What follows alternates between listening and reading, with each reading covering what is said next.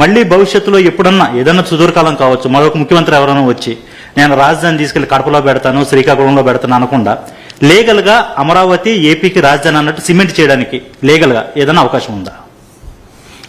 రెండో point examine చేయాలి. ఎవ్వరు కూడా మరీ ఇలాంటి మెంటల్ ఫెలోస్ వస్తే తప్ప ఇంతవరకు ఇండియా చరిత్రలో రాజధాని మారుస్తా అన్నాడు ఎవడు లేడు. స్వతంత్రం వచ్చిన తర్వాత ఎవరన్నా ఉన్నారా? నాకు తెలియదు, మీరు చెప్పాలి. నేను కూడా 45 ఏళ్ళు రాజకీయాల్లో ఉన్నా, at the helm of affairs లో ఉన్నా. నేను ఎవరిని చూడలా. First time I'm seeing a different politician. మీరందరూ అర్థం చేసుకోవాలి. ఎవడు రాలా.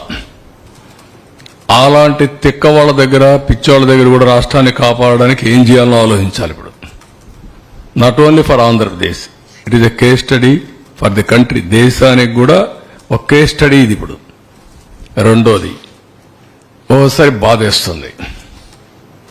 నా ఇంటెన్షన్స్ ఆర్ గుడ్. ఓసారి నా ఇంటెన్షన్స్ ప్రజలు అర్థం చేసుకునేట్టుగా నేను చెప్పలేకపోవడం కూడా నా తప్పు కావచ్చు. లేకపోతే వాళ్ళు కూడా ఓసారి ఎమోషనల్ గా డిస్టర్బ్ కావచ్చు. అల్టిమేట్ గా రిజల్ట్ ఇస్ సేమ్. నేను సఫర్ అయ్యా, రాష్ట్రం సఫర్ అయింది, అందరం సఫర్ అయ్యాం. హైదరాబాద్ కూడా మీరు ఒకసారి చూస్తే, నేను ఆ రోజు 2004లో కానీ హైదరాబాద్లో కానీ కంటిన్యూ అయింటే ఇంకొక లెవెల్కి వెళ్ళిపోయింది. అది మళ్ళా 10 ఏళ్లు పట్టింది. ఈ రాష్ట్రం కూడా 5 ఏళ్లు కానీ కంటిన్యూ అయింటే కంటిన్యూటీ ఆల్వేస్ క్విక్ రిటర్న్స్ వస్తాయి, ఫాస్ట్ గ్రోత్ వస్తుంది, బెటర్ ఎకానమీ ఎస్టాబ్లిష్ అవుతుంది.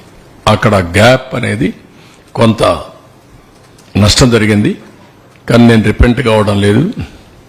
నేను ఎప్పుడు కూడా పాజిటివ్గా ఆలోచిస్తా. ఏది జరిగినా మళ్లీ దాన్ని అక్కడి నుంచి స్టార్ట్ చేసి ముందు తీసుకుపోవడం తప్ప వెనక్కిపోయే సమస్య ఉండదు.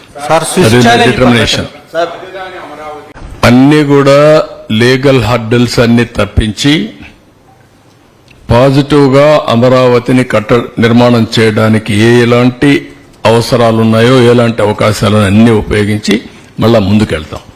లీగల్ గా ఏం చేయాలి, నేను ఇక్కడ మీకు స్పరాది మూమెంట్ ఇచ్చేస్తా, ఇది విత్డ్రా చేస్తా అని కాకుండా లీగల్ ప్రాబ్లమ్స్ అన్ని సార్ట్అవుట్ చేస్తాం. త్యాగం చేసిన వాళ్ళపైన పెట్టిన కేసులు కూడా రివ్యూ చేస్తాం. అన్ని చేసి మళ్ళా ఈజ్ అవుట్ చేసి ఒక కండీసివ్ ఎన్విరాన్మెంట్ క్రియేట్ చేసి అమరావతి పునర్నిర్మాణం ప్రారంభమవుతుంది, ముందుకు తీసుకెళ్తాం. సార్, గతంలో మీరు రాజధాని స్టార్ట్ చేసినప్పుడు ఫైనాన్షియల్ అసిస్టెన్స్ బాగుంటుందని స్విచ్ ఛాలెంజ్ పద్ధతిలో ప్రాజెక్ట్ పెట్టారు. ఒకటి తీసుకొచ్చి మండలం ఏది సిబిడి సీడ్ బిజినెస్ డిస్ట్రిక్ట్ అని ఒకటి స్విచ్ ఛాలెంజ్. అది అట్లాంటిది ఏమైనా చేసే ప్లాన్ ఏమైనా చేశారు? అట్లా అన్ని కూడా వర్కౌట్ చేయాలి. అప్పుడు కూడా స్విచ్ ఛాలెంజ్ పెట్టింది ఒక సిటీని డెవలప్ చేయడానికి, ప్రపంచం అంతా కూడా వెళ్లి ప్రపంచంలో ఉండే బెస్ట్ కంపెనీస్ తీసుకొచ్చి డెవలప్ చేయడానికి పెట్టాం. ఇప్పుడు ఎందుకు ఈ ల్యాండ్ వాల్యూ పెరుగుతుంది మనం ఆలోచిద్దాం. మంచి రోడ్డు వేయాలా, మంచి వస్తువులు ఇవ్వాలా, ఇవన్నీ వేసి దేనికోసం వేస్తాం? మంచి కంపెనీలు రావాలా, మన పిల్లలకు ఉద్యోగాలు రావాలా, సంపద సృష్టించాలా. అందుకే కదా అలాంటి చేసే ఎక్స్పర్టైజ్ ఉండే కంట్రీస్ ముందుకు వస్తే వాళ్ళ సర్వీసులు ఉపయోగించుకోవాల్సిన అవసరం లేదు. వ్యక్తులు కానీ, సంస్థలు కానీ, కంట్రీస్ కానీ. అలాంటి సంస్థే సింగపూర్ సంస్థ. దాన్ని తరివేసినటువంటి హీన చరిత్ర గత ప్రభుత్వంది. వాళ్ళు ఇప్పుడు వస్తారా రారా, వాళ్ళతో మాట్లాడాలి. వాళ్ళకంటే క్రెడిబుల్ ఆర్గనైజేషన్ లేదు ప్రపంచంలో, ఇంకెత్తుక్కోవాలి మనం.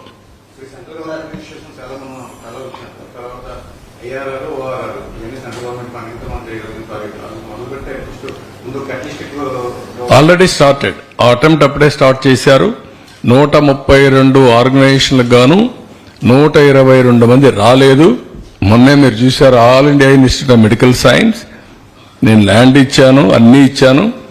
నీళ్లు ఇవ్వకుండా 300 బెడ్స్తో ఆపరేట్ చేసే పరిస్థితికి వచ్చారు.